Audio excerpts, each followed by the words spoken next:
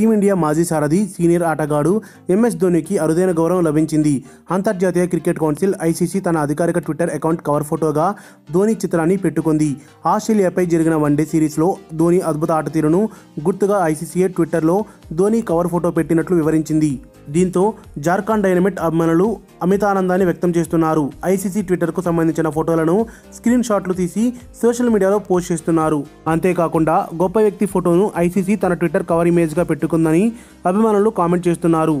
ఇక మరికొందరు ఐసీసీ ధోనీ ఆటను గుర్తించిందని, కానీ విమర్శకులు గుర్తించారో లేదో అంటూ వ్యంగ్యాస్త్రాలు సంధిస్తున్నారు. కోహ్లీ సేన ఆస్ట్రేలియాపై చారిత్రక వన్డే సిరీస్ గెలవడంతో ధోనీ కీలక పాత్ర పోషించిన విషయం తెలిసిందే.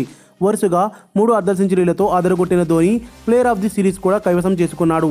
ఆసీస్పై ధోనీ ఆడిన అద్వితీయమైన ఆట తీరుతో రిటైర్మెంట్ తీసుకోవాలంటూ విమర్శలు చేసిన వాళ్ళు నోరు మూయించారు. 37 ఏళ్ల ఈ వెటరన్ ఆటగాడు ఇప్పటి వరకు 335 వన్డేల్లో 50కి పైగా సగటుతో 10,366 పరుగులు చేశాడు.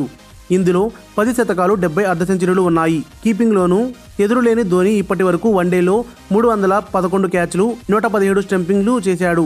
ఇక ఆసీస్ పర్యటన విజయవంతంగా ముగించుకున్న టీమిండియా న్యూజిలాండ్లో పర్యటించనుంది. కివీస్ పర్యటనలో టీమిండియా 5 వన్డేలు, 3 టీ20లు ఆడనుంది. మరిన్ని అప్డేట్స్ కోసం మన ఛానల్ని సబ్స్క్రైబ్ చేయండి.